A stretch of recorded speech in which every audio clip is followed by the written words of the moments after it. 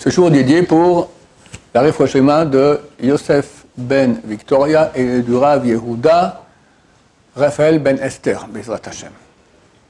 Donc on a étudié la dernière fois comment on mettait les tefilines. On va parler maintenant comment on enlève les tefilines. Pas besoin d'avoir quelqu'un, je peux expliquer ça. Alors, on joue un peu à l'ascenseur. Il faut se lever, s'asseoir, se lever, s'asseoir. Ce qui a été mis debout, sur la tefilines de tête, on l'enlève debout. Ce qui a été mis assis, on l'enlève assis. Maintenant, les 3 tours autour du majeur, on les a mis debout. Parce qu'on a mis les tefilines debout, de tête debout, après on s'est levé, on a mis les tefilines de tête debout, et après on a fait les 3 tours. D'accord? Alors pour enlever les tefilines, d'abord on va enlever les 3 tours debout. Après on va enlever environ 2 à 3 tours du bras. Mais les tours du bras on les a mis assis. Donc on s'assied pour enlever les lanières, 2-3 tours de lanière du bras. Après on se lève pour enlever les tefilines de tête, on enlève avec la main gauche. Et les tefilines et le talit, pour montrer que c'est difficile pour nous de nous séparer de ces grandes mitzvot-là, on l'enlève avec la main gauche, pas la main droite qui est habile, avec la main gauche qui est inhabile. On enlève le tefilin, on l'embrasse, et on le met dans la boîte, et on noue. D'accord? Attention de ne pas nouer, quand on noue, on fait avec les lanières, de ne pas mettre les lanières sur le nœud. Il y a dans le tefilin de tête, il y a un nœud qui est le dalet, qui est la deuxième lettre du nom de Dieu, Sha, et puis Dai. Et sur le tefilin du bras, il y a le Yud, qui est la dernière lettre du nom de Dieu, Sha, et puis Dai. D'accord? Donc on ne va pas mettre les lanières dessus, on met à côté. On embrasse le tefilin. C'est parce que les sages embrassent le tefilin avant de les mettre dans la boîte. On met dans la boîte, on noue, on met. Après, on s'assied, et on enlève le tefilin du bras, on l'embrasse, et on met dans la boîte. Et voilà, terminé. Maintenant, auparavant. Super important. On a en nous 5 types d'âmes. Nefesh, Ruach, Neshama, Chaya, Yechida. Maintenant, chaque jour, quand on fait les prières, etc., on reçoit des suppléments d'âme. Plus on reçoit des suppléments d'âme, plus on a une capacité d'aimer Dieu, d'avoir envie d'étudier la Torah, on a une plus grande proximité, on est bien, d'accord? Le Ben Ish Chai, qui était le plus grand kabbaliste des derniers siècles, il écrit qu'il est impossible de recevoir un supplément de Nefesh, Ruach, Neshama, Chaya, Yechida si on ne va pas étudier un peu avec les tefilines après la prière. Et le Sera se bat pour que les gens sont pressés. Déjà, à Uva Letzion, déjà, Pito Maktor, déjà vers la fin de la prière, déjà, ils enlèvent les tefilines, mettent dans la boîte, les Unshaber, ils les font déjà dans les escaliers, ils croient que l'Unshaber, c'est Tfilat Haderech. D'accord? C'est une erreur. Il faut finir l'Unshaber. Là, tu étudies. Combien? Même une phrase. Même une phrase de Torah, tu reçois un Nefesh, Ruach, Neshama, Chaya, Yechida. Tu n'as pas étudié une phrase de Torah avec les tefilines après la prière? Tu n'as pas. C'est vraiment très dommage. Donc ça vaut la peine. Ça vaut la peine surtout, celui qui a le temps, d'étudier le Chok Israël, au moins Torah Nevim Ktuvim, d'accord? C'est très bien. Dans le Chok Israël, il y a un ordre d'études quotidien pour chaque paracha et chaque jour de la semaine. Bon, on rappelle maintenant une chose super basique aussi, que quand on vient mettre talit et tefilin, il faut aller dans l'ordre dans lequel on les met. On met d'abord talit, après tefilin du bras, tefilin de la tête. Maintenant, on ne peut pas outrepasser. Par exemple, maintenant, moi je veux prendre le talit, mais les tefilines sont plus proches de moi. Normalement, je dois prendre les tefilines en premier. Je ne peux pas outrepasser les tefilines et aller prendre le talit. C'est interdit. Alors, je vais mettre les tefilines. La Kabbalah dit c'est important de mettre d'abord le talit et après les tefilines. Alors, on fait un péché, qu'on met d'abord le on met d'abord le talit, après les tefilines. Mais pourquoi on a fait un péché? Parce que normalement, vu que le tefilin était plus proche, on aurait dû mettre la mitzvah de tefilin d'abord, celle qui est plus proche de moi. Je dois la faire. On appelle ça ma'avir à la mitzvot. Il passe outre la mitzvah. Tu as mis le tefilin de côté, hop, tu as pris le talit. Alors, quand on range maintenant tout cela, il faut arranger de façon à ce que le plus proche de ma main, quand je viendrai demain matin pour mettre talit tefilin, ça sera le talit. Après, tefilin du bras, après, tefilin de tête. Et pas le contraire. D'accord? Donc, c'est bien dans la pochette de mettre le tefilin du bras plus proche de la sortie ou plus proche de l'ouverture de la fermeture éclair que le tefilin de tête.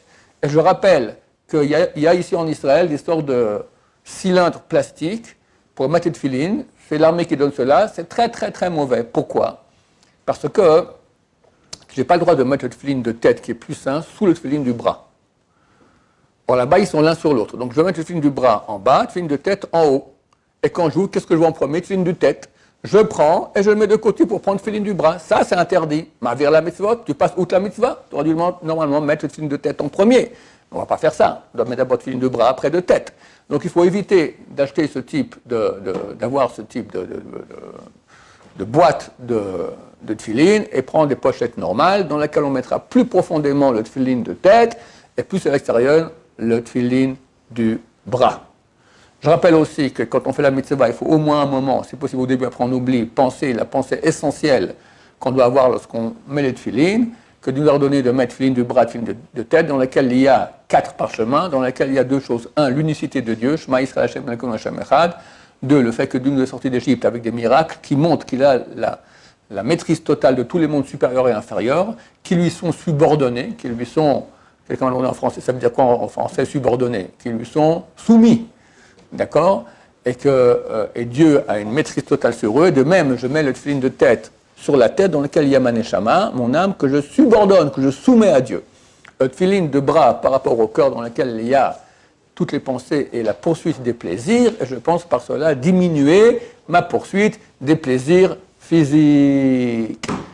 Plaisir spirituel, vas-y à fond. Prière avec intention, Torah avec zèle, tout cela, c'est excellent. Baour, oui, question ? Non. Baour, oui, question. Au niveau du, quand on retire le talit et le clean du bras gauche, pour les gauchers, comment ça se passe ? Ah, pour les gauchers, alors les gauchers feront à l'envers.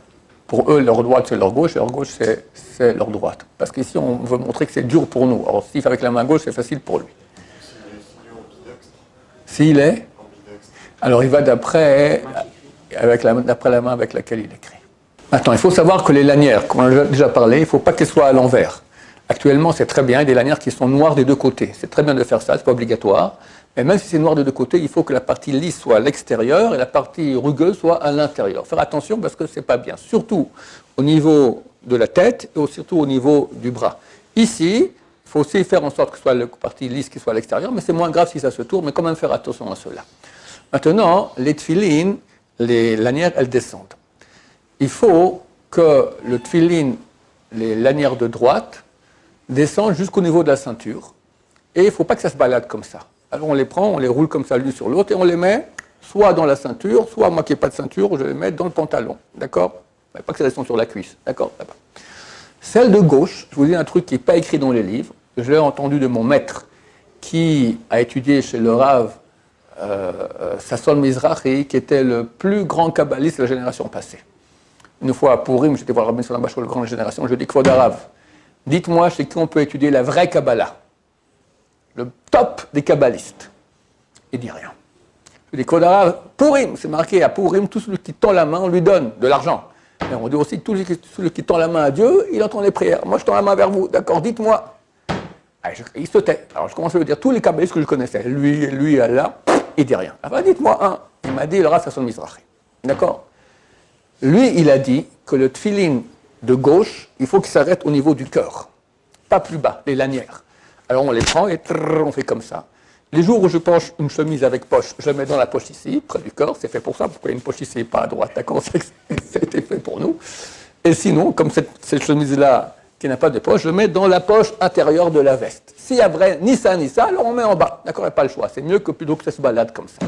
Ça, c'est, on peut dire, un secret de la Torah, parce que c'est écrit nulle part. C'est vraiment une loi orale du plus grand kabbaliste de la génération passée. Baruch Adonai, l'olam, amen va amen.